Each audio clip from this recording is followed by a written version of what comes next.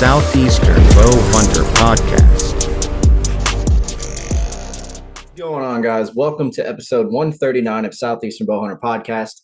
This episode is going to be the first of a few that I'm doing called the Whitetail Series. And what that's going to be is it's kind of leading up to whitetail season this year. Our season in Georgia starts, I think, this year on September 14th. So I'm trying to fill up every week with somebody that knows what they're doing, right? I want to bring people on that are able to give us, tips and advice on how to get on more mature animals, see more deer, and what they've seen in the woods that has kind of taught them, like, hey, this is what you don't do. There's going to be deer stories. There's going to be a lot of good information over the next few weeks. And so I'm excited for it. So this episode, we're going to have Tim Knight back on the podcast to talk all about deer. As you guys know, Tim is a legend over here in Georgia. Been in the game for a long time, and the dude knows what he's doing. So before we get into that, I want to thank everybody that came out to the bow shoot. I am actually recording this the week of the bow shoot, so I don't know how it's going to go. I don't know how the weather's going to be. Congratulations to everybody that won the giveaways. I'm trying to think. We may, by the time this comes out, you guys are already going to know, but there is a chance that Rapid Racks is going to be getting involved with, at least I think that's what it was. Yeah, I'm pretty sure it's Rapid Racks that is going to be getting involved with the giveaways. I'm actually going to double check that just because I want to be 100% sure. I don't want to be throwing out the wrong name. Let's take a look. Is that Rapid Rack? I can't tell. Yep, Rapid Racks. All right, perfect. Glad I said that right. So anyway, if they get involved, thank you guys for getting involved in this. Really thank you to everybody that's involved in the giveaways and stuff. Next year is going to be a lot bigger. Already got plans in motion for that with DNR, and I'll be talking with a lot of the partners about maybe having booths, like having vendors and stuff at the shoot. From what I understand, there's a lot of people coming, so hopefully that's right. Hopefully the weather holds off, and I know it's going to be a great time. So before we get into it with Tim and start talking whitetails and getting really excited for the season, that's kind of that update. I'm trying to think of any other updates, man. Can't really think of anything. So let's just dive into the partners. So I'm going to run through these a little quick. Working Class Bow Hunter, they've got a new line of shirts out made by Dustin Datillo. I don't know. I'm butchering that name. But anyway, the shirts are amazing. So if you guys want to go grab you some shirts, head over to workingclassbowhunter.com and use a code listed down below. If you want to just get some of the OG stuff, they've got that too. Really good guys, really good podcasts, good merchandise that they got. I mean, I wear their stuff all the time. So next up is going to be AIO Gear, the new Wrap X. Very, very excited to use that in the woods this year. It just dropped a few weeks ago. I know I saw Jay post something about it. They've been posting a ton about this. And actually next week, so a week from when you guys are listening to this episode, we're getting Joe Miles back on the podcast. And I'm sorry, a week from today, Joe Miles is coming back on the podcast. So, these drop on Tuesdays. Me and Joe are going to be recording that episode on a Wednesday. And again, we're going to be just diving into all stuff whitetail. So head over to AIOgear.com. Make sure to check out Joe's podcast, Mission Whitetail, where he goes even more in depth than we're going to go. And you can listen to a bunch of heavy hitters that they always go on there and they always give good advice. There's always good stories. And yeah, man, very thankful for AIO getting involved in everything that we do. If you want to change up your camo game, go check them out and use the code down below to save some money. Next up is going to be Summit Tree Stands. That's what I'm going to be using this year. I've got my my hang-ons getting ready to get deployed. Pretty much picked out the perfect tree. Hopefully, again, by the time you guys are listening to this, that hang-on is going to be out. Just really depends on work, depends on weather. But we are going to get that stand up and running soon. And yeah, man, Summit just covers all bases. If you want something, especially if you want a climber, they've got everything you need from, the rifle hunters to the bow hunters. I actually used my climber last year as a saddle, believe it or not. And it kind of worked a little bit. So Summit does pretty much cover all bases that you need. And make sure you use that code down below and whatever it is that you get from Summit stands and go help support those guys. Next up is going to be the Bowtique. Shout out to my boy, Mike. Mike is a good dude. He makes the best arrow wraps in the business. Dude is killing it. He called me the other day and told me some stuff that's been going on. And I mean, dude is absolutely knocking it out of the park. So definitely go over to the Bowtique LLC.com. Get your new arrow wraps. Deer season is not that far away. So if you haven't built your deer arrows yet, go ahead, make them look nice, and get some wraps from the Bowtique. Let's see. Next up is Bergie Bowsmith. Hopefully y'all's bows are pretty much tuned by now. So if you're late to the game, you can use Bergie to tune your bow out to 15 yards with a bear shaft. Awesome stuff. And he is a dealer for a lot of the brands that we all use. So use the code down below to save some money as well. Next up is gonna be G5 Outdoors. So G5, man, I am a huge fan of the Mega Meat. That's what I'm gonna be using this deer season. And they have everything covered from fixed blades to mechanicals. So head over to g5outdoors.com and look at everything they have to offer. They did just drop the T2 crossbow version. So for you crossbow hunters, look, man, you could have a red carpet blood trail with that thing. I've seen some videos and stuff, and it is an amazing broadhead. So shout out to G5. Thank you guys for being a part of this. Prime Archery. My form is shooting flawlessly. I love that bow. It's the best bow I've ever shot. They also have the new Form 30. They've got the RVX Plus 32 and 34. And I have heard tell of some other stuff's in the works for Prime. So keep an eye on those guys. Go help support them. Go shoot their bows. I mean, seriously, just try them out. If it's not for you, I get it. But that center grip technology, my God, love it. Super stable. Just a great all-around bow. Next up is going to be dialed archery. I've got my Arxos completely dialed. I know I say that a lot, but no pun intended. And me and Josh went to the range a couple weeks ago and shot it. Everything's good, ready for deer season. It's set up for the new arrow build that I did. And yeah, man, Dialed makes a great product. So head over to Dialed Archery and look at all the stuff they have to offer, and go support those guys as well. Next up, Ace Hardware Social Circle. That's my local shop. I always like to give them a shout out because they help me out. It's where I get my bow, last minute tuned and last minute set up. And if something happens, I always go there and make sure it's perfect before I head into the woods. Just love those guys, man. They're going to be out here at the bow shoot. Thank you guys again for coming. And, I'm telling you, man, I just really enjoy hanging out with those guys. So go to Ace Hardware, have them work on your stuff, and go get some of the stuff they have. They also carry all the big brands, so they have you covered from head to toe. Moultrie cell cam. So Moultrie just dropped a new feeder. I know there's some stuff coming that I can't talk about yet, so be excited about that. But my Moultries are working great, dude. I love them. Absolutely love those cell cams. So if you want a new cell camera, if you're kind of late to the game or you're just getting ready to deploy cameras, head over to Moultrie.com. Look at what they've got. I know they're running some deals, and believe me, you won't be disappointed.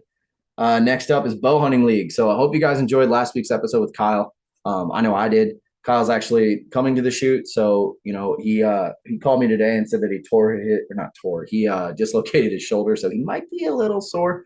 Don't know if he's going to be shooting. Either way, glad he's coming up.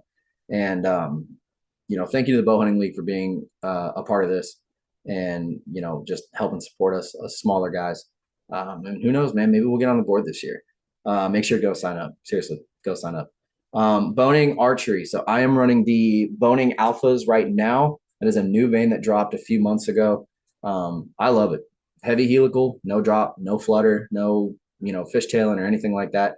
That design is perfect in my opinion. And if you are wanting something not as stiff, you can use the Boning Atlas. Same exact cut, just a different material. And use the code down below to save some money as well. Next up is going to be The Chase. That's my buddy Brock's YouTube channel. Go subscribe, go like his stuff, go watch his stuff. Scrape Doctor. So James is a new partner, and he is, dude, his stuff is quality stuff. I've honestly had better luck with his stuff than anything else I've used.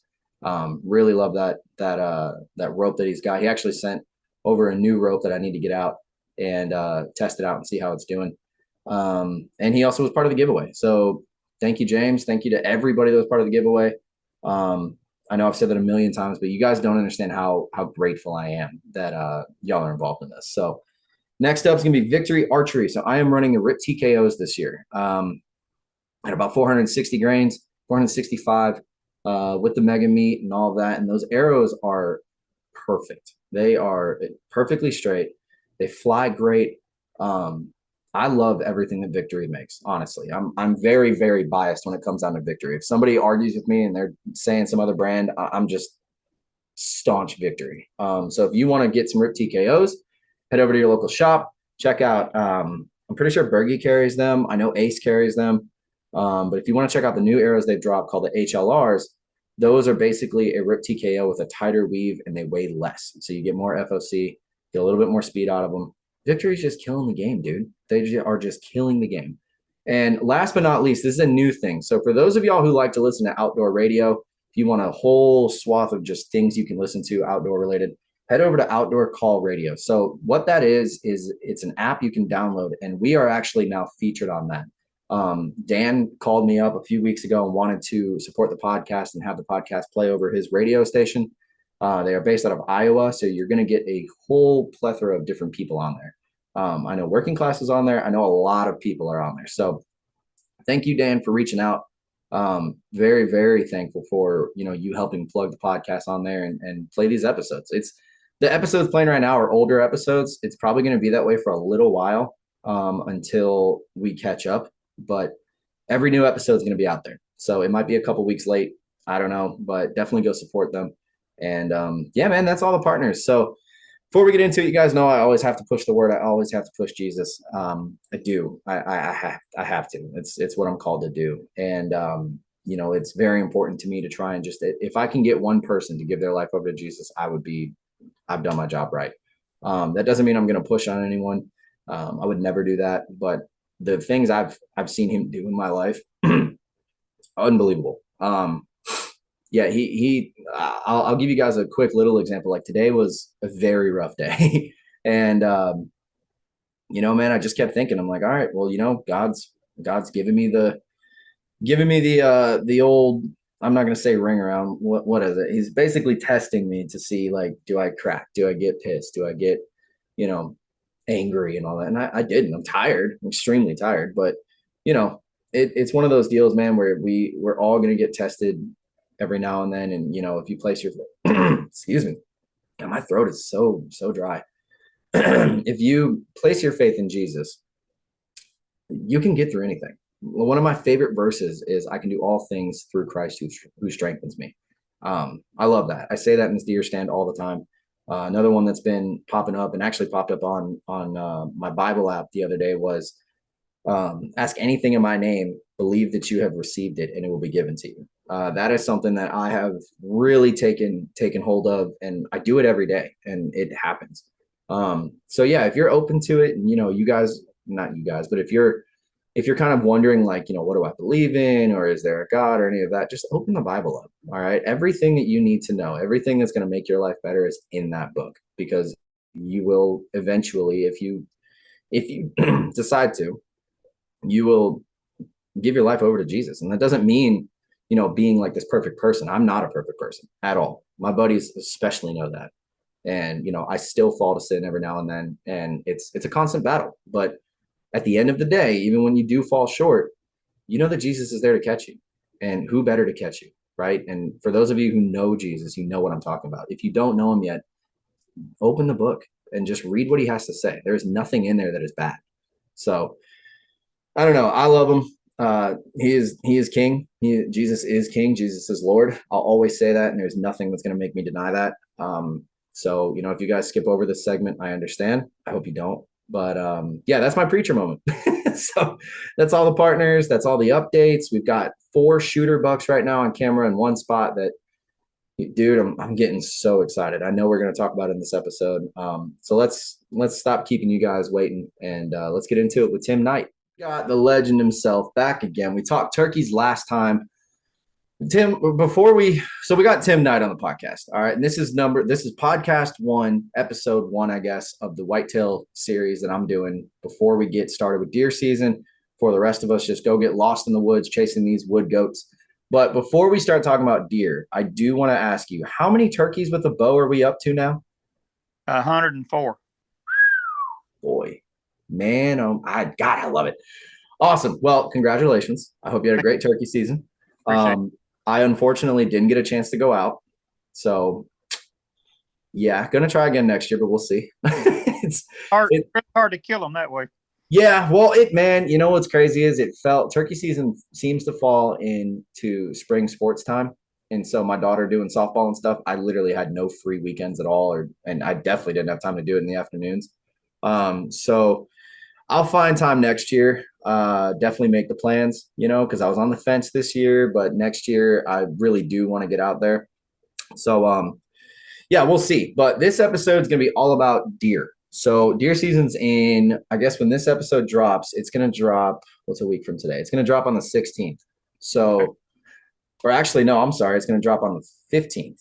So we're not that far away. We're just about 2 months out. So you and I were talking a little bit before we started recording about the 3 basics where everybody needs to begin when it comes to bow hunting.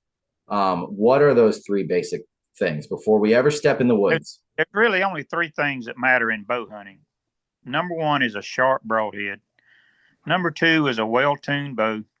And number 3 is proper shot placement. Everything else is bells and whistles. You can throw the rest of it out the window. All right. Like so I was telling you, even when I was much younger, I used to be able to brag when I was in my 30s, man, I'm pulling 80 pounds. Now, today, at 64 years old and just a few months away from turning 65, I shoot 52 pounds at 30 inches of draw with a 465 grain total weight arrow. And I kill just as much stuff as I kill back with 80.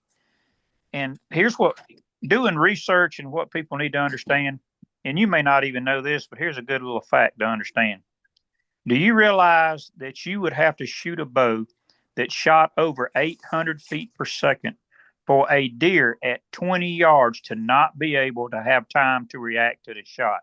We're not halfway there with a compound. I love that you brought that up. I'm so happy you brought that up. Well, it's the truth. It's a fact. Yeah. And, I typically bow hunt year round because when I'm not chasing a turkey or a deer, I'm after hogs. Yeah, and you've been killing them lately. Yeah, but it's good practice. It's and I have nothing against 3D archery. I think it's great. But if you think about it, at the end of the day, 3D archery teaches you 2 things. It teaches you how to judge the distance of an animal from the ground. Okay. And also it keeps you in good shooting form.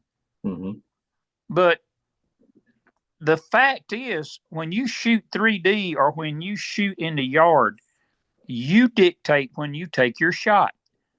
But when you're in the wild hunting an animal, the animal dictates when you take the shot. And you may have like a 5 second window to say, hey, he's this far, I'm fitting to draw and shoot. Or you missed your window of opportunity. There's nobody standing beside you with an umbrella to shade you. You get what I'm saying.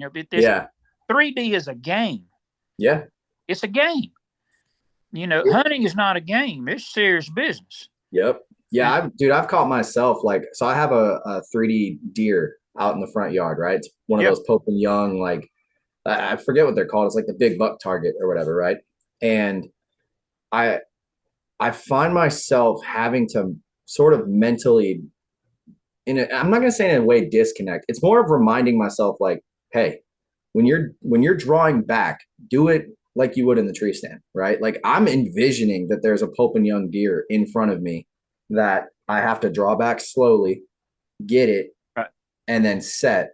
And I'll sit there and hold for a minute if I have to, just to sort of feel what it'd be like.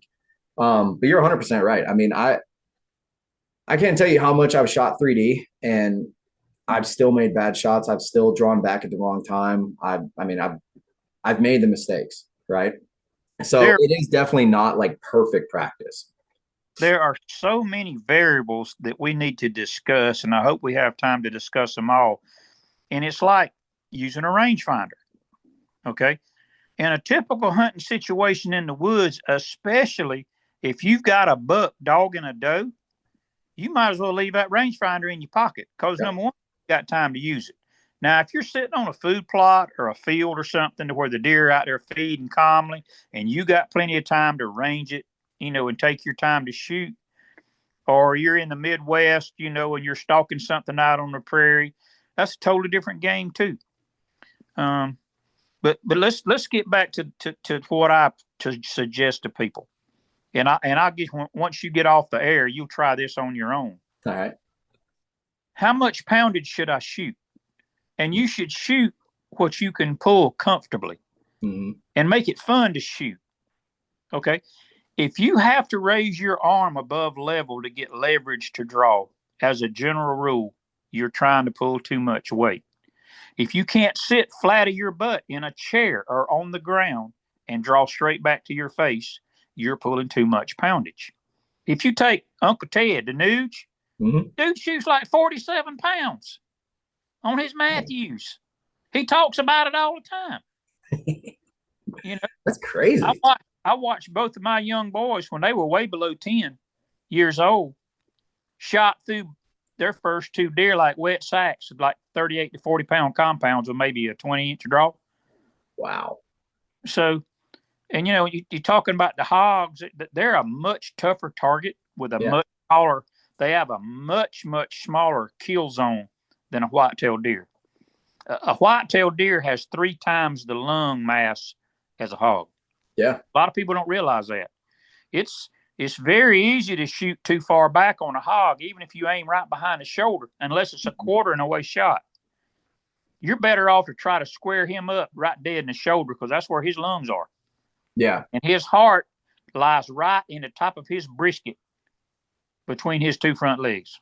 That's where that's why, you know, you might need a little bit heavier or a single bevel or something that's not. I mean, you can still blow through them, right? But if you're shooting lower poundage, you're very seldom going to shoot through a mature boar hog with anything. Yeah. And I'm just telling you, when I say a mature boar hog, I'm talking about 225 up to a 300-pound mature boar hog. That just tank. Okay. Man. So it's funny you're bringing this up, man, because like, you know, I told you earlier that when I was looking at getting my new bow, I was thinking about going 80 pounds, right? And I think it was more of a thing to prove it to myself that I could do it. But you know, I went a whole month without shooting the bow, and when I got my 70-pound prime, it was a struggle. That 80 pounds is going to feel like 100. Yeah. On a frosty morning, and you've been sitting there for an hour and a half to 2 hours. How many times have you seen it? And I've actually had it happen to me, to where when I was pulling so much poundage and got caught up in the heat of the moment, it took my second try to draw the bow. I had that happen to me last year. This ain't working. And you don't have to do that. You don't. And you think of before the compound bow was invented, you think about what the Indians hunted with, basically a knap rock. Yeah. Little stuff with it. You know? Yeah. They weren't zipping at 280 foot a second. They were maybe lucky at 200. Exactly. No, more like 175. Yeah. You know, I mean, that's the thing. Like, I've had like, okay, so last year, I think it was last year or the year before, I did like this whole AIO Series thing in the spring, right? And I had everybody that I could get on talking heavy, light, and medium. And like, I personally like a 430 to probably 475 total weight arrow, right? But that's also me shooting 28-inch draw, 70 pounds. I mean, I'm back to where 70 is comfortable. But I also know, like, you know, you shoot below 55. I know Andre DeQuisto shoots 55. I know, like you said, Ted Nugent, you know, he's shooting below 50, which honestly is very surprising. I thought 50 was like the threshold, you know. Well, like you take in, for instance, me. A lot of people consider me a knuckle dragger because I've got broad shoulders and long arms. I just got short legs. I had a guy in my shop not too terribly long ago, and he asked me what my draw length was, and I said 30 inches. He said, I'm a 30 inch. This guy was like 6'2", you know, and I'm like 5'8", if I'm on level ground. I said, well, I can prove it to you, brother. I said, put your back to my back, and I said, stick your arms straight out and turn your palms towards me. Yeah. And we were the same. For our middle finger to middle finger was dead on. He said, man, if you hadn't showed me that, I would have never believed you. He said, you are a knuckle dragger. Yeah. But it helps you because you can consider that you would have to shoot 5 extra pounds of bow weight per inch of draw to shoot the same speed I'm shooting. So in layman's terms, you would have to shoot at 28 inches of draw. You would have to shoot 62 pounds. Yeah. What I shoot because my power stroke's longer. You know, Mhm. and this is a no-brainer. The less poundage you shoot and the heavier arrow that you shoot, the less wear and tear it is on your bow, and your bow is so much more quiet when you Oh shoot. yeah. You know. Yeah. I hunted with 55 pounds one season, and it was kind of like early on, so I hadn't really bumped up being comfortable at 70 yet. And it was definitely quieter. And I was shooting a over 500 grain arrow. Now that doesn't mean that everybody should go and do that, because I feel like the way I've kind of gone to looking at that is like there's a happy medium for the average person, right? Which is, like I said earlier, probably around 430 to 475. It's still fast enough. It's heavy enough. Whether or not it's quiet enough, that I haven't really checked, but you're never gonna, and you said it earlier, you're never gonna have something fast enough at 20 yards to where the deer can't react. So No. what are we even doing? Yeah. Like I've heard that argument so many times. People are, they're like, oh, the deer's not going to move. Well, you want the arrow to get there faster. It's like, man, just find what you like and you're confident with and run. The guy that hunts, he should know his margin of error in his equipment. And what I mean by that is you walk up and you shoot that target at 10 yards and make a mark. Then you back up to 30 yards using the same point of aim at the same spot and shoot and see what the difference is. And for the average guy, it's going to be an inch or just a little better. Yep. So what does that mean? That means from 0 to 30 yards, I can put my pin on whatever and punch him out. Yep. Because an inch, the deer will make that up and the amount he's going to move. Yeah. But the average guy thinks he's got to have different pins, or he's got to move that sight from 5, 6, 7, 8, 9, 10, 11, 12, 13, 14. I got to know the exact yardage. Yeah. Don't. And I preach this a lot too. Now I ask you this question: how do you draw on a deer? Do you get, or a target? Do you get above it and come down? You get below it and come up, or you aim straight at the target? I'm aiming straight. All right. 99 out of 100 guys draw above the target because they're having to raise their arm to get leverage to draw. So they're already above the target. Yeah. Okay. So now they come down. You're more apt to shoot over the deer or spine him by coming down, because you're going to do what the average guy does, is a drive-by. As soon as that pin hits that certain spot, he's going to punch that trigger. Yeah. Well, the way a deer reacts when he drops, if you're already a high shot, it's going to be even higher. Mm-hmm. But if you get below the animal and come up and you prematurely hit the trigger, the animal is dropping into the path of the arrow instead of going away from the path of the arrow. Mm-hmm. And in years that I have filmed, turkeys will react and hogs will react to the sound of a bow. They will duck, but all they're doing is reacting to a sound that's strange to them, and just dropping to get leverage to push off to run. That is true. I mean, I have seen that. I had that happen to me last year. A doe that I killed, she dropped. First time it's happened to me. I've seen videos and stuff, but I was up and it was full pasture. I mean, I killed her. It was a good shot. But where I hit her at was about an inch high from where I was aiming. And thankfully it came out, lower anyway. So it was still good. But yeah, dude, I mean, that's a big thing too. Like, people talk about string jump and quieting stuff down and being fat. Like, I feel like we're getting so deep in the weeds with that, where it's like I mean, it's not going to hurt if your bow's quieter, right? It's not going to hurt at all if your arrow's quieter, but the deer's still going to react. I don't think I've shot a deer at all in the past 5 years that didn't react to something. Let me tell you what created the speed craze was 3D archery. Really? When I started shooting 3D in the mid 1980s, everybody shot hay bales with 2-dimensional paper targets on them. There were no such thing as 3D targets. I mean, I'm not trying to embarrass you here. What year were you born? 95. You weren't even thought of. Nope. Your parents, they probably weren't even married yet in the mid 80s. Yeah, you're right. You're right. I had to think about that Yeah, because they were but married for 16 years. So yeah, it had to everybody wanted to be. make the bows faster so they could misjudge yardage and still be in the kill ring. So here comes the overdraws, and here comes, man, I saw a guy one time that had jacked up a high country hatchet cam bow. You probably didn't even know they even existed. He was No, I know about high country. dude was shooting 100 pounds, and I watched him draw back on a target, and his riser busted in the middle right there at his hand, and the bow went to pieces. Mm. But that's all due to putting too much stress on that bow, putting overdraws on them, make the arrows shorter, make them lighter. Yep. That all became about, and there again, we're getting back to 3D's the game. It's a game. Yeah. And you try whatever you can. Just like they come up with fatter arrows. They come up with like a 25-12 Eastern Game Getter arrow shaft. Mm-hmm. The only reason they did that was so they could cut lines. They could be close to the line and still touch it and get the points. Oh, yeah.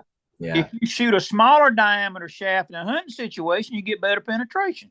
So they say. So they say. Yeah, I know all about that one. That one, I personally, so I shoot a 5mm, and to me, having shot all three sizes, that's the one that I personally like the most. And I've had arguments with buddies, and they're like, "Oh, well, the micros penetrate better." Do they?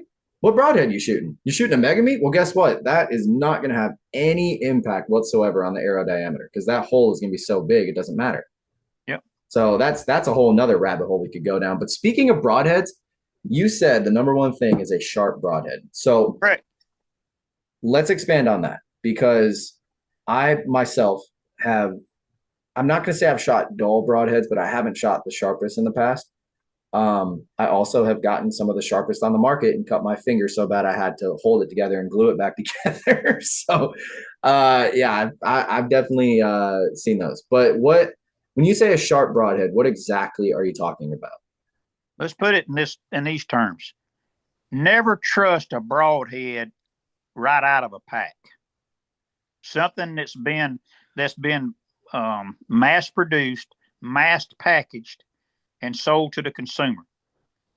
Learn to sharpen your heads, whether it's a cut-on contact or it's got a trocar tip or whatever. Mm-hmm. Don't trust that pack of broadheads is sharp. You owe it to the animal to sharpen the heads yourself or check them yourself to see if they're sharp. Dude, okay, I have to pause here for a minute, and I got to tell you something that I should have told you a while ago, but I guess I forgot. That last episode you did on my TikTok got 20,000 views for what you said about there's turkey hunters and there's turkey killers, right? That people love that. People love that. And what's so funny, the reason I had to pause for a second is because what you're saying right now reminds me a lot of that. This is a lot of things that people, it gets them fired up because it honestly is true. I've had broadheads that I've bought that are like top of the line, pull them out of the pack, and I run my finger across it or I try to shave some hair off, and it's nothing. It's not sharp. It's not. And I'm like, there's people killing deer with this or trying to kill deer with this. Yep. And then they don't get a full pass through and the blood trail's terrible. And they're like, oh, this broadhead's junk. And it's like, no, if you're not shooting the sharpest thing you can. Times have you heard a guy say, I shot through this deer, this head's still sharp, I can shoot it again? I've said it. That drives me crazy. Really? Why? The first thing you should do is take that head home and clean it. I don't care what you shot it through or shot it into. Once it goes through that animal, it needs to be stropped or resharpened and cleaned. Oh, yeah. Yeah. And some people will laugh at this, but I'm going to tell you a little trick that I've used for years. Mm-hmm. Once I get my broadhead sharp and clean, ready to go, especially on these hogs, mm-hmm. I take a little artist brush and some 30-weight motor oil, and I give that head a good coating of that oil and put it in my quiver. Really? Okay. Let me ask you a layman's question. What would penetrate better in your mind? A dry broadhead or one that's lubricated? Definitely one that's lubricated, especially with there that. You go. Ding, ding. Yeah. Huh. I never thought of that. And plus it gives you can actually use Vaseline or petroleum jelly or whatever. Yeah. Just protect your heads from oxidize. How many times you tried to screw a broadhead off an air and it's been seized up in the insert? I haven't had a broadhead do it. I have had old field points do it though. Yep. If you'll give them threads and inside that insert a little coating of that oil at the same time, you'll never have that problem. That's wild. I never even thought about it. Those hogs, you're talking about shooting through a boar that may have been laying in a mud hole all day. So not only you got to shoot, you got to deal with mud, you got to deal with thick hair, thick skin or shield before you ever get to a vital. Yeah. So why not, you know, and I this is going to sound funny, but it's the truth. There's a certain aisle you would go down as a newlywed and pick up some product.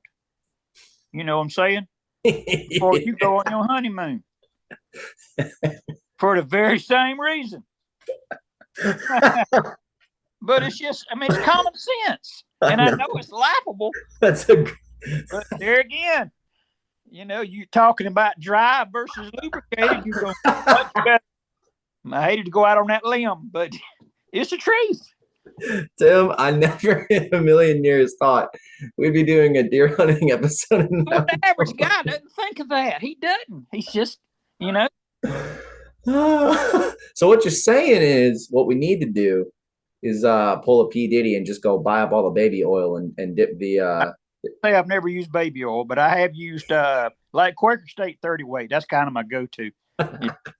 And a quarter lasts you a lifetime. Oh my God. Just get some KY jelly and dip it in there and you'll be good to go. Yep. It's so funny. That's the product line. Yeah. Oh man, that's hilarious. Well, okay, so I do need to ask you because I am curious. Like, so I shoot the G5 Mega Meat, right? And they got replaced with blades. Those things are sharp as all get out. I've literally cut my finger to the bone with those. Mm-hmm. But you run and own the Bipolar Broadheads company. So how do you sharpen those? Because those are hybrid. So what's the method of sharpening? It's very simple. You can do it by hand, but I've developed a system. I'm sure you've seen these commercial knife sharpeners. Mm-hmm. They got three. They sell them at Bass Pro. The one I got is called a kitchen chef. I think that's the one that I've got. It's got a medium wheel and it's got a ceramic stone. Oh, okay, no. You cut it. It's electric. You can turn it on and they all turn it. Right. So I take my blades and put them in a needle nose vice grip tool. Mm-hmm. Okay, so I got very little surface area I'm having to hold on to. Yeah. And I pull that blade through that knife sharpener for whatever it needs. I mean, if it's pretty rough, I'm gonna go coarse, medium, and then stone. If it doesn't have much, rough edge to it, if it just needs touching up, I may just do the stone. Mm-hmm. And then I'll test it with a piece of paper. And if it's sharpened to my ability or to my standards, then I'll put the broadhead back together. And usually what I do before I close the expandable blades up, I'll run that trocar tip over a flat bastard file and get it back sharp. It takes just a minute or two to do it. Yeah. And here's a neat little something you guys that resharpen your blades, the best way to keep up with them is to get safety pins. You know what I'm talking about?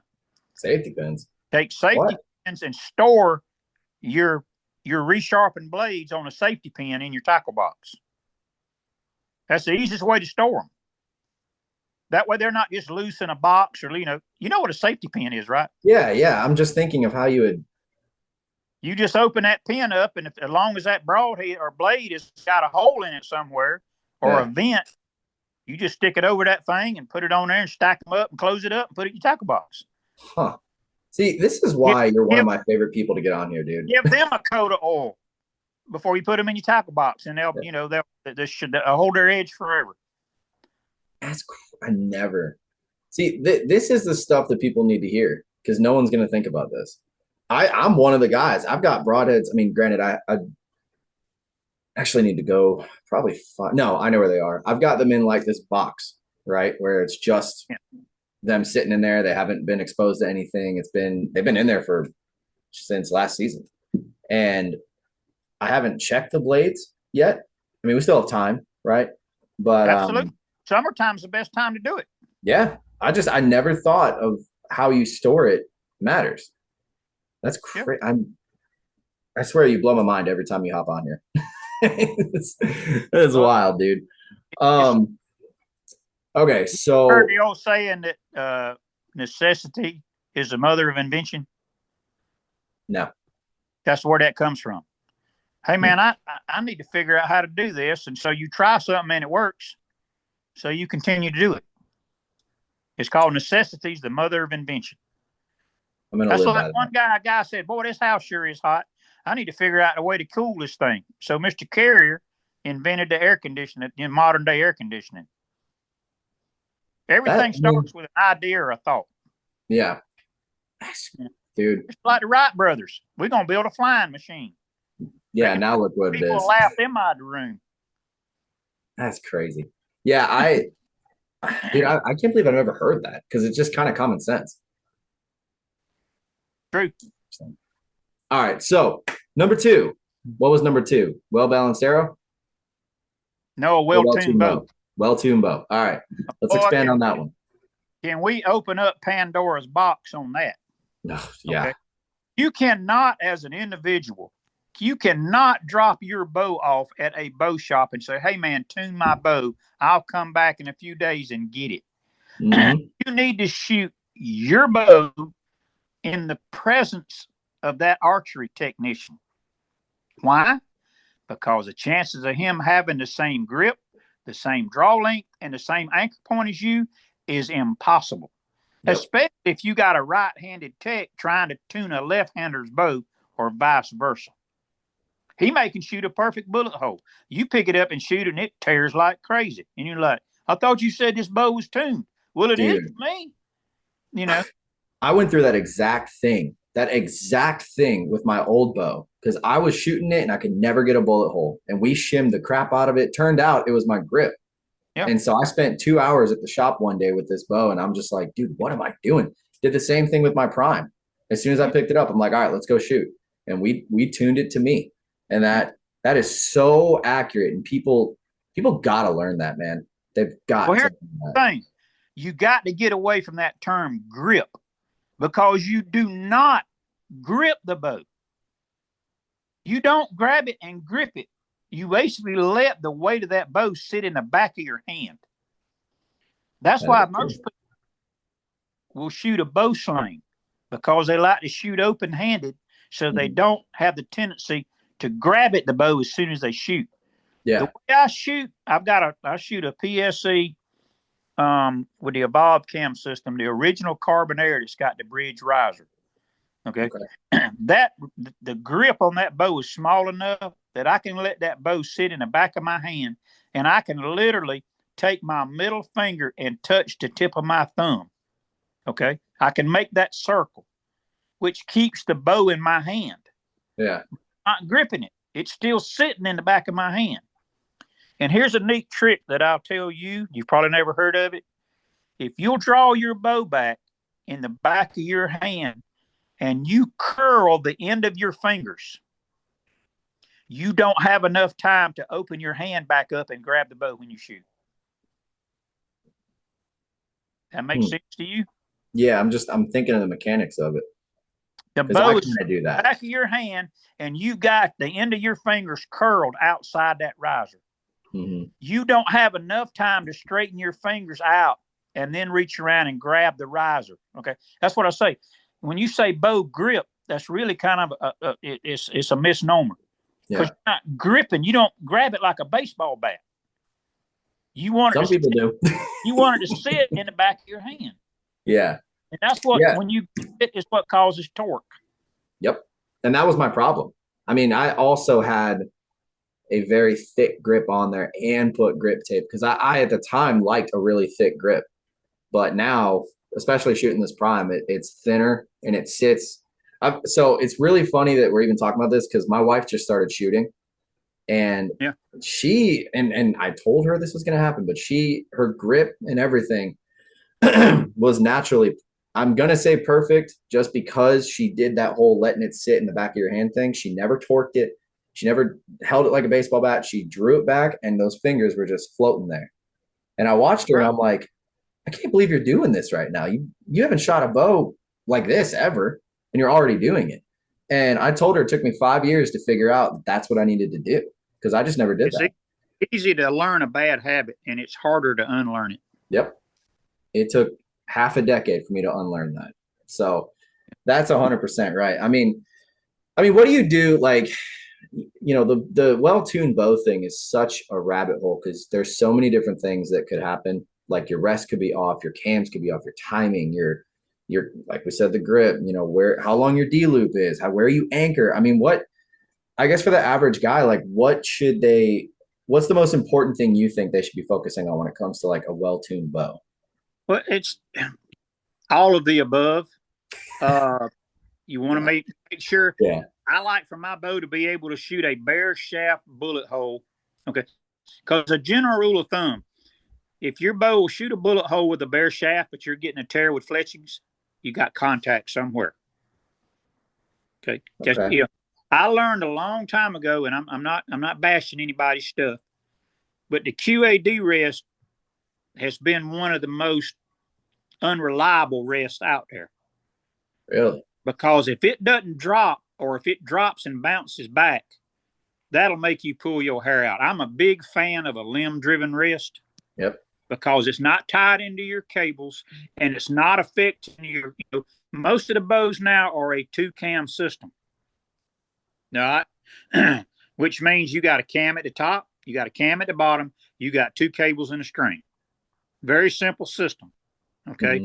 But now, until PSE came out with that Evolve cam, to where it's got a yoke system that takes up and lets out with the cam, you always had a problem with cam lean, because you were putting all the cable pressure on one side of the cam. Yeah. And that's even aggravated or magnified if your cable guard rod is way out to the side. Mm-hmm. You see what I'm saying? Yeah. I was looking at mine to see. Any binary cam bow is going to have some cable. It's going to have some cam lean. Yeah. And it gets bad enough, the bow will derail when you try to draw it, or it will derail when you shoot it. Yep. I've seen that happen. Yep. I've definitely seen that happen. What's bad is talking about torque and cam lean and derailing and all that. Last year I drew back on a deer, and all right, so early on, I'm sure this happened, but have you ever drawn back on a deer and you look through the peep and you see your cables and they're almost like in the sight housing? That happened to me for a couple of years, and I took that peep and threw it in the trash. And to this day, I don't shoot a peep. But that's you don't shoot a peep? I don't shoot a peep. No, sir. What? Nope. I shoot a simple setup that's called like a rifle bar. It's got a rear sight that's on the back side of the riser. You'd have to see my setup. And I shoot one. I'm not like I say, we got a lot of rabbit holes we can run off into now. Yeah. But on the well-tuned bow thing, getting back to that, you should be able, if your bow's tuned well at 20 yards, and you want to do this one by one and don't shoot them into the same spot. And I want to say this too while we're on that subject. You guys that are shooting multiple groups with carbon arrows at the same dot, stop doing that. You're just asking to get an arrow in the back of your arm, or worse. Because if you ding one of them carbon arrows without realizing it, because you stacked them up, and the next time you shoot it, that arrow explodes. All you gotta do is look it up on the internet. You see some stories where guys have gone to the emergency room and had an arrow through the back of their hand or their forearm. Yeah, there was a guy a couple of years ago that posted on Facebook with that, and it was like gruesome. It was bad. Not enough for the safe thing. So what you do is, at 20 yards, if your bow's tuned, you shoot a bare shaft at a spot. You go up there with a piece of tape. You pull that arrow and stick that piece of tape where the arrow came out. Go back to 20 yards, aiming at the same point that you aimed the bare shaft, and shoot a flex shaft. Should go to the same spot. Mm-hmm. Go up there if you need to. Mark it with a piece of tape. Next, pull that arrow, and now you're going to shoot your broadhead. Okay. Now, for the common sense guys, okay, you can't shoot a broadhead into a bag target. Yeah. That's no. You can shoot all the arrows into a foam target. You can shoot field point, bear shaft, field point, flet shaft into a bag, but you can't do it with the broadhead. So shoot a target that you can shoot all three of them into, well, without any worries. If your bow is tuned well, all three of them arrows are going to be in less than a 1-inch square at 20 yards. Okay. I shoot one pin, but there again, going back to knowing my margin of error in my bow. For me personally, my bow works best if I sight in dead on at 26 yards. From 0 to 33 yards, I've got 1.25 inches difference in the arrow in the drop. Okay. And that's minuscule. You know what I'm saying? Yeah. Plus and I like you like horizontal pins or vertical pins? Oh, vertical all day. Absolutely. I shoot one vertical pin, which gives you a big open sight window. Yep. Anytime you shoot multiple pins, especially horizontal ones, it's blocking your sight picture. Yep. That's why I switched. I couldn't do it. In there, if you know, and for the average guy that hunts here in Georgia, what's the chances of him having a clear shot at a deer in the woods over 30 yards? Basically impossible, depending where you're hunting. Absolutely. Well, that's what I'm saying. Yeah. So we're playing a law of averages game here. Yeah. About learning your equipment and learning your bow. That's common sense, okay? Let's go to the rifle guy. If you got a rifle sighted in dead on at 100 yards and the deer is 200 yards, where are you going to hold him crosshairs? I'd guess an hold inch. him a little bit high. Yeah. To allow a foot drop. It's the same way with archery. It's just a shorter range weapon. Yep. If he's point blank, right, you got to aim a little low. And if he's out there at 35 or 40 and you choose to take that shot, you need to aim a little bit high. I wanted to ask you this earlier and then I went off on a tangent. Do you pre-range your spots? Because like when I'm hunting public, I'll pick probably about 4 or 5 different trees at different distances. I don't, but you can. But I have played this game so long that I can look out there with my eyes and say, well, that tree's 30 yards or that's 5. But that's just, I'm not picking on your age, but I'm so far ahead of you, age-wise, I mean, you've got the experience. I play that game in the woods all the time. Like I'll range it and then I'll wait a little bit and be like, all right, that tree's 20. How far is that one behind it? And I'll guess and then I'll check it. And I'm not going to say I'm right every time, but I mean, it's within the margin of error, But there again, you got to think about this. If you get caught up in the moment and you have a doe come flying by you and the next thing is you hear that grunt, all that went out the window. Yep. You ain't got time to say, well, he's fitting to run by that tree over there, and that tree's 25 yards. Mm-hmm. By that time, he's done run by you. Yep. And here's a trick you can do, too. You do whatever you can do to get him to stop. And be ready to shoot the first time he stops. Because if he takes off again, you're not going to stop him that second time. Yep. Just not going to do it. Yep. So, yeah, what's your go-to for that? Because, the general populace, I guess, they always go, meh, and then they'll stop. It depends. I'll start off with something low, and if he ain't stopping, I'm finna holler at him. Caught up in the moment too, Yeah. And he's running, and he's halfway out of air, and he's heard something that startled him, and he's like, "Where'd that come from?" Because he don't know which way to escape from it. Yeah. But like I say, when he stops, you better be ready to shoot him. Man. And you hope he stops where you can shoot him. That's. Yeah, I mean, I had that happen to me last year on a buck. I'm actually going to send you a photo. One of the deer I was telling you about, that's just really showing out this year. He showed up last year, probably about 20 minutes before daylight. We had this whole standoff thing, and if he would have gone to his right and my left, I'd have killed him. But he went to his left, and it was all in this brushy stuff. And like I had pre-range. Now, on this spot I do bait, so it was about a 15-yard shot to the bait. Which I should have done better. But anyway, He went off to the right and he didn't come up as far. He wasn't parallel with it. He was perpendicular to it. And I had to guess. And I was like, okay, I know that tree back there is 20. He's behind it, but he's also got the brush. And the only reason I didn't shoot, because he was standing broadside, was there was a hole about that big in the brush, right where his vitals were. And I was like, I just don't know. I just don't know if I can sink it in there. And I also didn't know the yardage. I later found out it was well within 30. It was like 23 or something like that. Yeah. So I mean, I definitely could have done it, but thankfully I didn't, because now he is a beautiful deer. But anyway, you made me think of that when you were talking about, when they come in and they go further and you don't have time to range or anything like that, which is very important, especially when you're hunting places, like I was saying, like public. You never know where they're going to come from. Yeah. Unless you're spending all the time in there.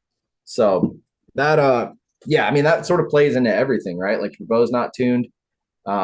You don't really know where that arrow is going to go. And if the broadhead's not sharp, you don't hit them, or maybe you hit them, but it's blunt and it just kind of bounces off. I mean, there's so many, there's reasons why people continuously say that you need a sharp broadhead, because obviously that's our responsibility with the animal.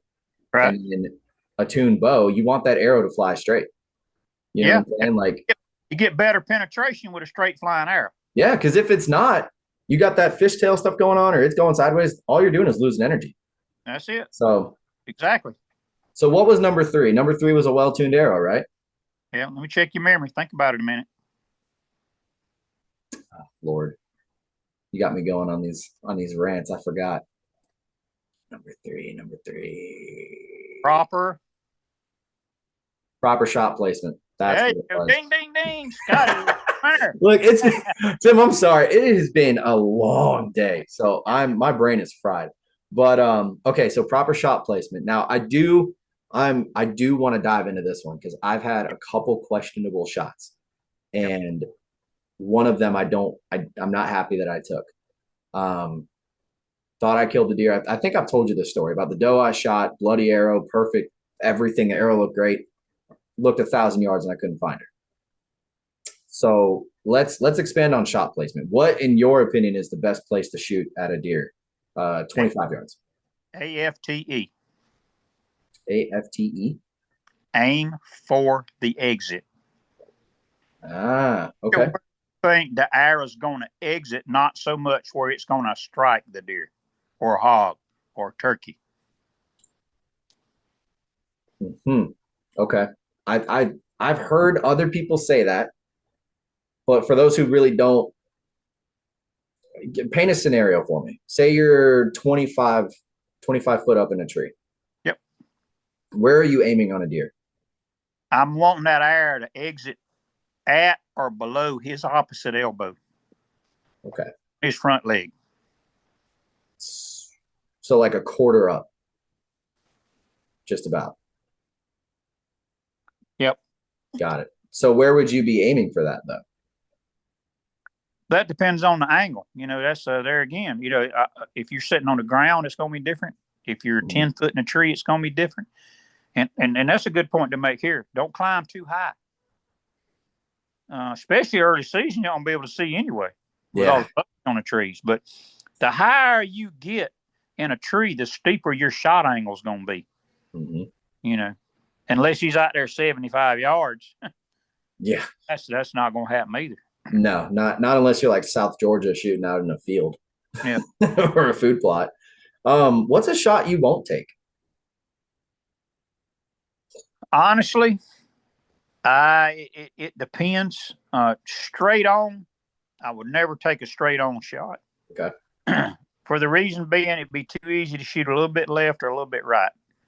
Now if you hit him dead center straight on, he's done. He's toast. Yeah. You hit him at the bottom of the neck right there, you going right into all the boiler room or cutting that jugular vein. But, if you look at even the biggest bucks and how wide they are, they're not very wide looking at them from the front. Yeah. Yeah, that I've heard people do that on elk, and that I've heard a few people actually say that they prefer that. But I think about it on a whitetail, I'm like, you better be a damn good archer if you're going to do that, because I know I'm not. I mean, that's That's for sure. God, that's a no-no. And just dealing with hogs, deer, or turkeys, quartering away is your best chance of doing the most damage to the most vitals. Okay. Plus, you'll have a better blood trail. Yes, and that's what I. If your arrow exits low behind the diaphragm, you might have blood for the first 20 yards, but then he's going to plug up and not bleed. It's going to be all internal. But opposite, if you shoot him and hit him behind the diaphragm on the entry, but it comes out behind the front leg or in the base of the neck on the exit, you're going to have an excellent blood trail. Interesting. So, like the deer behind me over here on the wall, he was quartered away. I don't know how hard. It wasn't that bad, right? And when I shot, it was with a mega meat. I have the photo where it buried. It went all the way through. I got liver, double lung. I don't think I got heart because it was a bit high. It's a loud bow, the whole thing, right? And I really didn't know what I was doing. I got lucky. But drew back, shot him. When it hit, the angle he was at, I could see the blood spray out. And the blood trail was insane. Yeah. But it buried in the offside shoulder. Yep. And I haven't taken another quartered away shot. I don't honestly know why. It's either been broadside, which has worked out some of the time. And then I did take a quartered 2 shot last year on that doe I was telling you about. Full pass through, but the blood was terrible. So have you seen that? Have you taken quartered 2 shots and it's just been like nothing? Well, absolutely. There again, if that arrow exits behind the diaphragm, and the bigger the hole you knock in it, the quicker it's going to plug up because that his small intestine is going to plug that hole. It'll look like a big old mushroom cap sticking out right there, and it plugs the hole. And it's as much as I hate to say this, but it's the truth, and I've actually had this attitude before too. With these large cut broadheads now, these expandables, a lot of guys have the attitude, all I got to do is center mass this deer, give him a little time, and call my dog guy. That's fact. Yeah, no, you're right. I don't agree with it. But if it's the difference between recovering the animal or not recovering the animal, what you gonna do? Whatever I can recover. Just to where I shot deer quarter 2. Had nothing but gut on my arrow. And I said, I know I killed this deer. I mean, I know I killed him. Because he can't survive that. So we'll give him 8 to 10 hours and put the dog on him. And most of the time, instead of you out there bouncing around, looking for a needle in a haystack, and you may jump him and not even know you jumped him. And now he's going to go 3/4 of a mile. So just give him some time, let him die, and let the dog find him. So, all right, hypothetically, say you've got a buck in front of you and he's quartered 2. Where do you like to aim on that? I know you said the exit, but for me, I will aim in front of the shoulder. Okay. Because I want a behind the shoulder exit on the other side. If I try to shoot him behind the shoulder on my side, it's definitely going to exit low behind the diaphragm. There again, small intestine's going to plug the hole. Yep. Okay. When I shot that doe and told my buddies where I shot it, they're like, you should have aimed for the in front of the shoulder. And I just never knew that. I never thought of it. Yeah. That's crazy. So, okay. Well, we've covered the basic 3, right? Correct. Okay. So now, because season is coming up, we've got early season. What is the thing that we need to be looking for right now? Say that somebody gets a new piece of property, right? And it's in a good county. What should they be looking for at this very moment if they're going to do scouting to, increase their odds? Soft mast. Okay. Like muscadines or wild grapes, whatever you want to call them. Persimmon trees, crab apples. Yep. Okay. What about scrapes? Are you worried about scrapes at all right now? No, you're not. If you see any paw marks real area, they're not breeding scrapes, they're just territorial. You'll start seeing them around the edges of fields first. What really gets you excited if around the end of October, you get a line of scrapes through a food source like white oaks or pin oaks or whatever, and there's 4 or 5 big paw marks in a row right down a trail. Now he's spending a lot of time there. Got it. I got my brother-in-law's place actually has that. And dude, I told him, because he's pretty big on like watching the deer, and we were over there last year in October, and these two just massive, because he lives in Fulton County, right? So really good county. Oh man, these two had to be 130s or 140s, and they were pretty young. I mean, maybe 3 years old, 4 years old. Yep. They're just in his backyard, and I just look at him and I'm like, dude, please let me come hunt out here.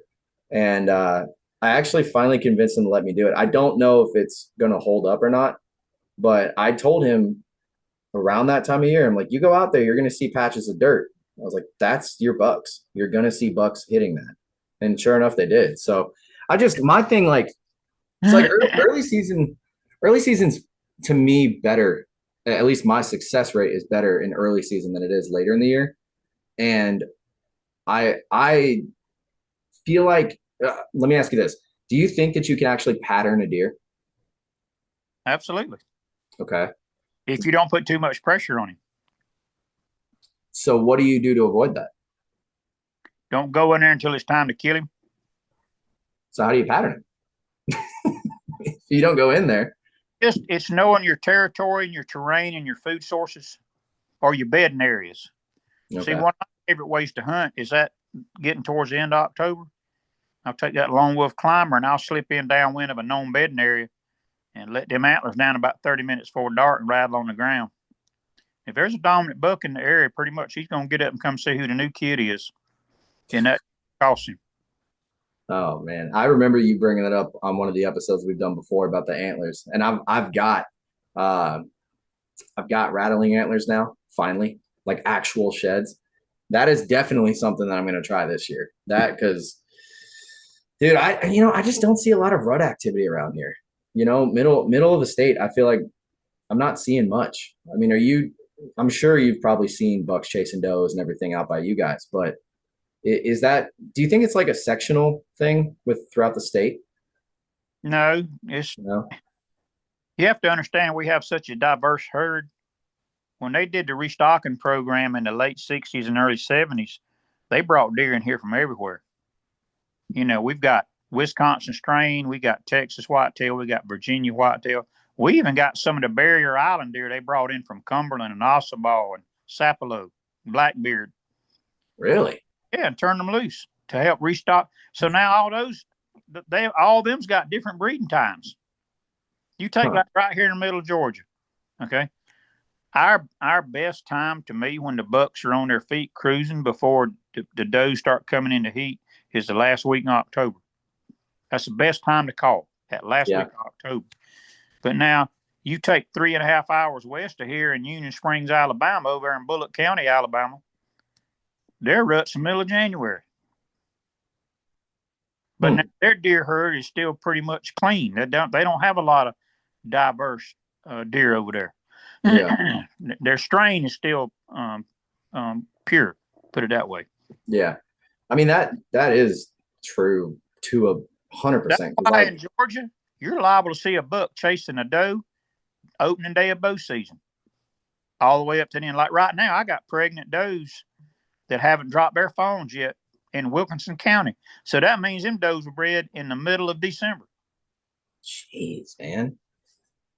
I don't think I've seen it somewhat early. Like I saw last year a deer that I was after before he disappeared or got killed or whatever. He was chasing about a week earlier than I expected. I would say middle of October he was chasing already. Yeah. Their bucks are ready to breed as soon as their velvet drops. Yeah. Because their testosterone level has raised to the point it makes their velvet dry up and fall off. You think about that now. He's ready to go, but the does ain't. Man, I'm so hyped. My brain's going a million miles an hour right now on all this stuff. All right. So say, I'm going to give you a hypothetical. Say that somebody is brand new. It's their first season. Yeah. And they have public by them. I know you said look for soft mast. What is that? For the Soft people that don't know, what is that? Well, some people call them muscadines or bullaces or wild grapes. Your crab apples you're mostly going to find in pine stands, pine thickets. Trees, a lot of people don't know how to look for a persimmon tree in a swamp. They don't know how to recognize the bark scale on it. Okay. And they're used to seeing persimmon trees along fence rows and the edges of fields. But that's not a swamp persimmon tree. A swamp persimmon is liable to have a 60-foot canopy. And you got to have some good binoculars in September or late August to be able to see those green persimmons up there in that green canopy. Huh. See, I never knew that. I always think of persimmon tree as like, the little 12-foot, 15-foot tree. The average person, that's what they think. They don't know what a swamp persimmon is. I never even knew that was a thing. But killing spot right there, especially for a big buck. Big bucks love persimmons, but so do coyotes. Yeah. Then you start running into problems. Yep. So what about the guys that are all like that acorns? Could be a whole nother segment. You're talking about predator control in the off season. Oh, dude. Yeah. I thankfully don't have many as far as I can tell on the properties I hunt. I've seen like one, but I know they're there because my buddy Josh shot a nice buck last year and we tracked it for a mile because it got chased by coyotes. So I know they're in the area. But so going back to like the feed or the food sources, what do you say to the guys that are all about acorns? Yeah. Is that like? But now what you going to do when you have a bad acorn year? There you go. So what do you do when you have a bad acorn year? Well, the way the state's got it now, it's legal to feed. And see, that's going to be another big thing for guys that have pine stands. Their whole land is nothing but pine. Yeah. Whether mature pines or it's planted pines or, anywhere from 25-year-old pines all the way down to 10-year-old or 5-year-old pines, About the only thing they got there is browse. So if you don't take something to eat, your neighbor's going to feed them. Yeah, dude. I'll tell you what, man, I bait at my spots only because I have to, because all the neighbors do it. And I don't like doing it. I really don't. But I don't feel like, going out there and not seeing nothing, right? Especially when I know the neighbor's putting out 100 pounds of corn a week. So what is your opinion on baiting? Like just in a general sense. As long as it's legal and you abide by the limits in the state game laws, I don't have a problem with it. Okay. Do you do it? Yeah, in places I do. Okay. Gotcha. I have, yeah. Because I've got one piece of property that's all pine. That's all it is pine trees. Now it's got some agriculture around the fringes, but our property, we don't have permission to hunt the farms. We have permission to hunt the pine groves. Mm-hmm. So there again, once all the crops come up, all they got is honeysuckle and browse. That's all they got.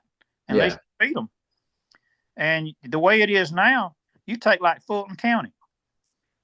There is not a deer hunter in Fulton County that's not sitting over a pile of corn. Oh, for sure. Because he realizes if he's not playing with it, he's playing against it. Yep. That's fact. Yeah. I've seen the Seek One guys do it, and it's spreading. I can tell you that, because out here, every single person I know that hunts baits, and there's nothing wrong with it. It's just, I've learned that there's a skill to it. The general idea in the hunting community is, oh, you put bait out, man, you're just making it too easy. Dude, I'm gonna tell you what, that ain't the case. I've had bucks that will not daylight at all because they know, and this is me not even going in a lot, like once a week maybe, and they know the food's there. So they're like, why do I need to go when it's sunny? I can just go when I know I'm safe. And I feel like the amount of people that do it now. Some bucks are going to be totally nocturnal, whether you pressure them or not. That's just a survival instinct those animals have. That's why we still have big bucks. True. If they showed themselves in the daylight, they'd all get killed. Yeah. Well, hey, these four that have been showing up, they I think they missed that because it's. Well, all right, you take it like this, okay? Let's say you go to a guy and ask him if you can go fishing. Yeah, man, go help yourself, but you can't take no bait with you. How many fish you think you're going to catch? None. Well, there you go.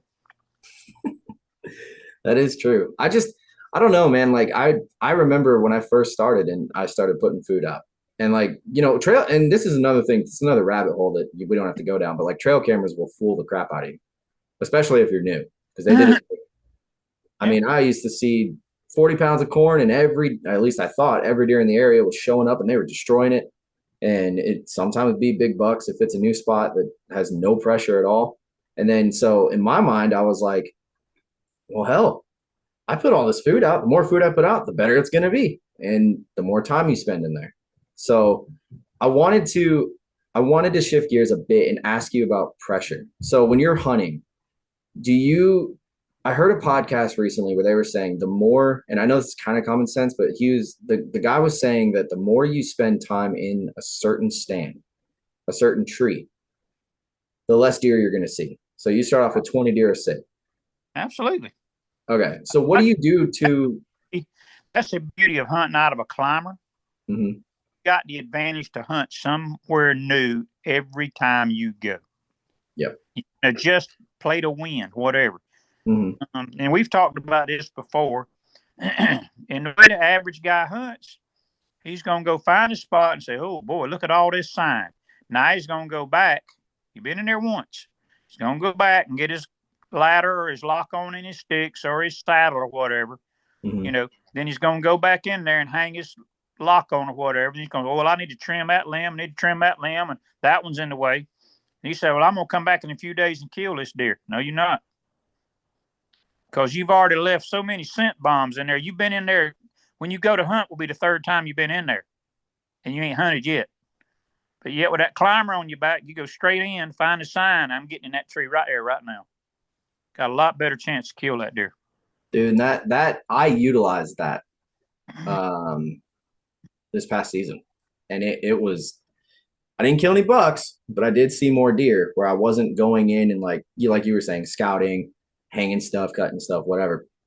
Now, a few of the places I was hunting, they kind of got used to me being there because it was sort of like neighborhood deer in a way.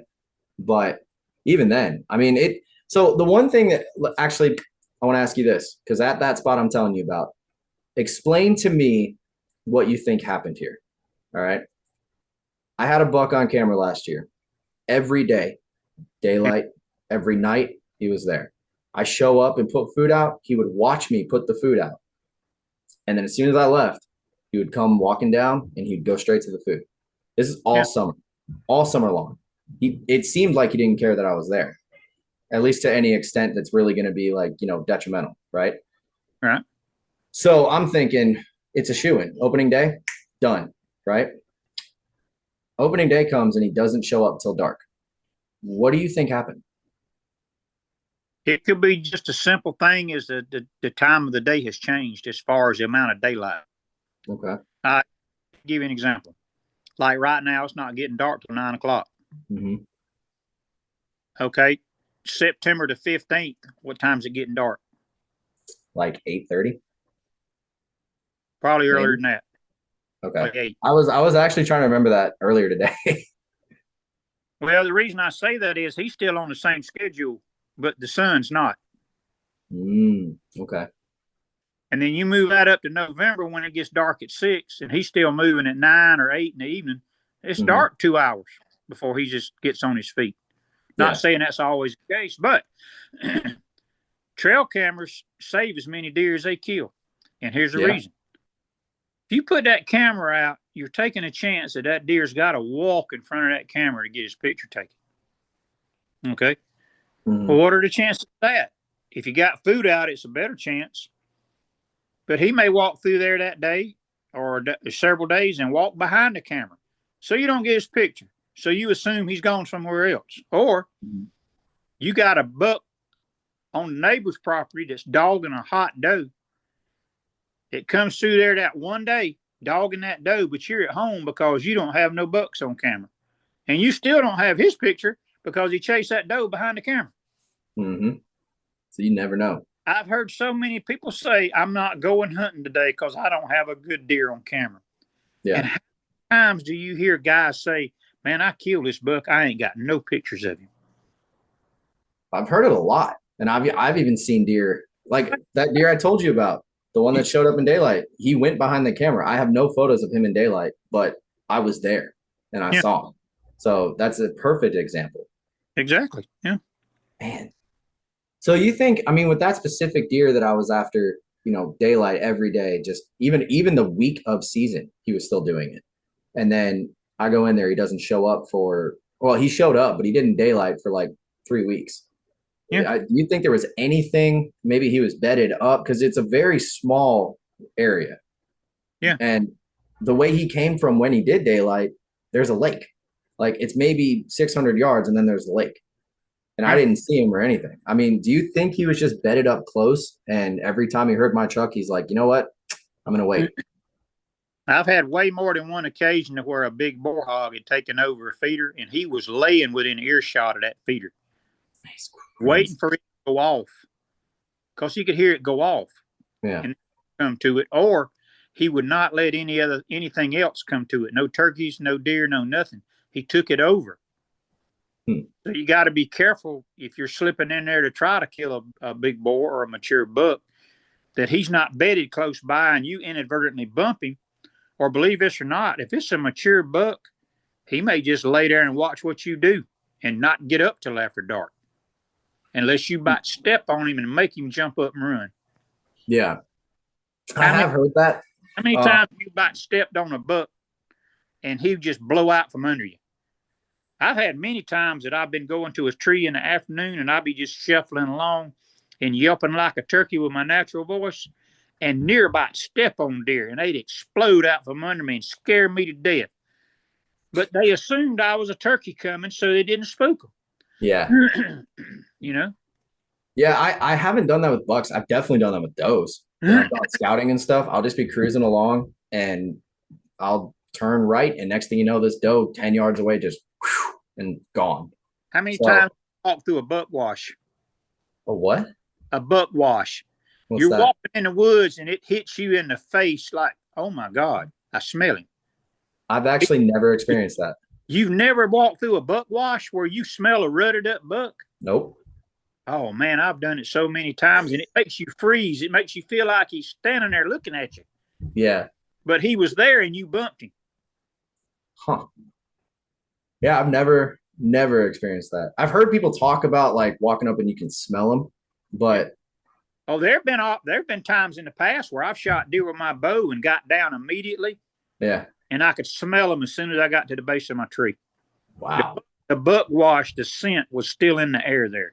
That's crazy. There's no denying that smell. I mean, it hits you like a ton of bricks. How many times you've been tracking one in the dark, and I go, I smell that joker. Same way with a big mature boar hog. If he's a stinky boar, you'll smell him 30 or 40 yards before you get to him. That's crazy. Because I mean, I've walked through the woods, I've smelled stuff, but I've never. Because I mean, I think I've sprayed enough deer pee on scrapes, or not deer pee, but like enough scrape spray, and done it without thinking about wind direction, to where it just hits you slap in the face. Yeah. I think I've done that enough to where if I smelled it, I'd probably recognize it. It's totally different with that buck tarsal, though. I mean, that's what you're smelling. Yeah. And peeing on them hocks and letting it run down the back of his legs. Yep. I mean, that's a stench that like I say, it's very recognizable. Yeah. I mean, so what's your, I guess, scrape regimen? Like, what do you make mock scrapes? Do you set stuff out? I mean, but I'm just not I don't do it a lot. One thing I have done that I've had some success with is I'll go to another buck scrape. I'll wear gloves and I'll get some of that dirt out of that strange buck scrape, and I'll cut his licking branch down, and I'll take some zip ties and go to another buck spot, and I'll zip tie that licking branch over his. Yeah. And I'll put that peat in dirt from that other scrape in his to make him think there's another buck moved in there, to challenge him. Won't tolerate that neither. Huh. I'm gonna listen to this podcast back like a million times to just remember everything. Have you ever had a deer that I guess pretty much gave you the runaround where it was just kind of like a cat and mouse game and you eventually figured Absolutely. out? Yeah. So like, what did you give me an example? Like what was the toughest deer that you've had to hunt? Well, I hunt in, a lot of people think I've got private land to hunt. I don't. Mm-hmm. I'm all in public land clubs. I mean, I'm basically in competition with gun hunters. Now it's excellent hunting property. Yeah. In competition with gun hunters. It's not a bow only club. It's not a place I can hunt right to myself or whatever. Mm-hmm. So, but what I usually do is if I've got a buck like that, then I'm gonna play Russian roulette with him. That's the beauty of that climber. Mm-hmm. Okay? How many times you heard a guy say, "Well, I can't hunt this spot today. The wind's wrong." Well, I can come in from another direction and hunt with my climber. Okay, so I'm going to be able to hunt him as much as I can and try to catch him. And people, they don't have much confidence in calling deer, but you got to understand it's like a turkey hunter's mentality. You would never go to the turkey woods without your turkey call. Mm-hmm. Okay, and you're not going to strike a gobbler every time you go. Yeah. You strike 2 or 3 gobblers in a year, that's usually a successful season. Yeah. Well, it's the same way with deer hunting. If you rattle or grunt up a deer, and he may not be a shooter, or he might be. Yeah. Every time you hear one coming, it's in your mind. Oh man, he coming. That's going to be a big one, but it ain't. But there again, I like moving around a lot, and like I said, not beating a dead horse here. My favorite way to hunt is in the afternoon. Slip in there, my climber, downwind of a bedding area, and rattle. I'm trying to get a nocturnal buck to get on his feet before it gets dark. Man, dude, hearing it from the man himself. I love it. That's what I'm going to be doing this season. Well, look, man, before we wrap it up, is there anything that we missed you think that needs to be, I guess, told to everybody listening? Some sort of, I guess, wise wisdom that I would say just a quick overview wrap up. The three things in bow hunting that really matter, okay, are A, a sharp broadhead, B, well-tuned bow, C, proper shot placement. If you want to go out D, E, F, G, whatever, don't overbow yourself. As a general rule, sit flat in your butt chair and see what you can draw back to your face comfortably. Walk out in the yard with your bow. If you're having to raise your bow arm way up high to get leverage to draw, you'll never get away with that with an animal in the woods. So just don't overbow yourself. Don't be a macho man, think you got to shoot 80 pounds. You don't. You'll kill just as much stuff with a well-tuned bow at 50 pounds as you will with 80. And you might say, my bow's going to be so much faster. It's still not fast enough. Yep. At 20 yards, you're not shooting 800 feet a second. What would you say? All right, let's say a guy can pull 80 pounds with a 450 grain arrow at 31 inches of draw, which I figured like somebody like Levi Morgan, he might be a 31-inch draw guy. At best, let's say he's shooting 350 feet a second with a hunting setup. That's less than half the speed of what he would need to keep the deer from being able to react. Yep. Okay. At 20 yards. Yeah. I mean, it's the same thing we were talking about earlier, man. You're never going to shoot fast enough for them to not react. Yeah. So you have to plan for their reaction. Sometimes you're right. Sometimes you're not. Yeah. Sometimes they'll duck. Sometimes they turn. The better your setup is, the better it is. The lighter you shoot, the easier it is to tune. We didn't even cover that.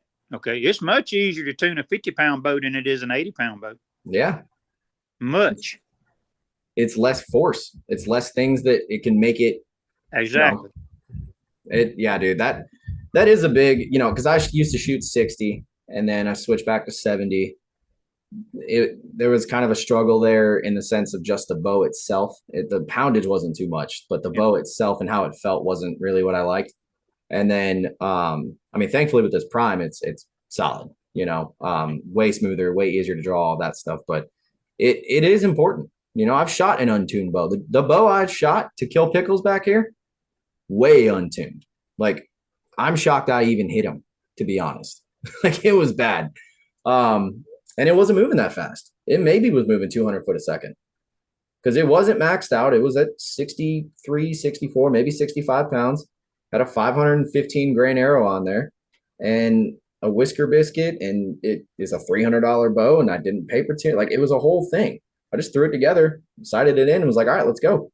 So I say that to say that, yes, it can happen with an untuned bow, but it's not smart to do that because I just got lucky. You know what I'm saying? Like, now's the time for people to go get their stuff tuned. I've been preaching that to everybody. So I don't know, man. I feel like there's not much time left till we're out back in the woods again. And I feel like everyone that's listening to this needs to take everything you said to heart and do it. Like, truly do it. Now's the perfect time to figure out your margin of error on your personal bow. Yep. Now's the time to check and see what poundage you can handle, because it's one thing to stand out in the yard right now in short sleeves and you're basically already warmed up when you walk out there. Yeah. Versus you've been sitting in a sub-zero, below 30 degrees in a tree stand for a couple of hours. Man, you're going to be stiff. I mean, you're going to struggle. And, I'd rather be able to draw a 50-pound bow smoothly and accurately than struggle to get a 70-pound bow back in that situation. Yeah. I mean, I was hunting. I don't know if you remember or not, but back when we had those gnarly winds and super cold like weeks, I think at the end of December, I was in a tree with my old bow and 70 pounds. And I always do this thing. Like, I'll get in the tree and I draw back just so I can be like, okay, I did it. Kind of like convincing myself. Right. And there was a time that I struggled because it was so cold. And I'm like, I might not be able to even hunt today. I mean, granted, I did get it back eventually, but yeah, I mean, that, I agree with everything that you said. And it's something people need to do. Here's a little drill that I'll share with you that I think might be important for some to do, because you can't really reenact the moment of truth in a hunting situation. But if you want to get in the neighborhood, you lay your bow down 30 yards from the target. You back up 50 to 75 yards from your bow, and you sprint hard as you can to your bow and pick it up and give yourself in your mind or in your head 1,001 up to 1,005 to get the shot off. I'm going to have to try that. I've never. Oh, you'll be in a duress, stress situation unless you fresh out of high school. I'm about 12 years removed. So that'll give you an idea, almost that same adrenaline dump that you're going to have at a live animal, and that pin is going to be all over the place. Okay. I'm going to try that. The next time I shoot my bow, I'm going to try that. And I'm going to hit you up and be like, Tim, I either hit them perfect or I've got a lot of work to do, because I have not been shooting like that at all. I've been more concerned about distance, so closer shots feel better visually. But I mean, I can only shoot out to like 45 yards in my house. Bow hunting is a lot mental too, and we can close on this note. It's much better to be sitting in that stand in the cold weather, and the last thing on your mind is, am I going to be able to get my bow back? Yep. That's true. Man, it takes so much pressure off of you. Yeah. That's always been a problem for me. Not in the sense of like too much draw weight, but just the nerves. I don't know what it is. It's both.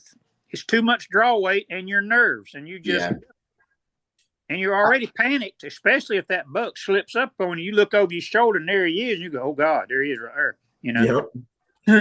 Yeah, I don't know what it is about me. Like, I have a bigger problem with does than I do bucks, because I was nervous when I shot pickles, and I've drawn back on other bucks. I just either they spooked or I just decided not to shoot or whatever. But when I draw back on a doe, for whatever reason, I'm freaking out, and I don't know why. Like, it's some internal thing that I'm trying. I had it happen last year. and I've still been able to kill does, but for whatever reason, I always have it in my mind, like, is this going to go off right with the doe? The buck, I never even thought about it. The more kills you can get under your belt, the more confident you're going to be in yourself. Yeah. No doubt. There again, I say, I'm bow hunting something 365 days out of the year. Because like with feral hogs, there's no season, no limit, and it's usually easy to get permission to hunt hogs, especially if you approach the landowner or a hunting club and say, look, man, I won't be here during turkey season. I won't be here during deer season. But could I put up a feeder away from where y'all deer hunt and try to draw some hogs in and kill as many as I can in the off season? And I doubt you'll have a single person turn you down. Well, my summer is going to be very busy next year then, because I know a few places. I know a few places I could go. But man, I appreciate you coming on, Tim.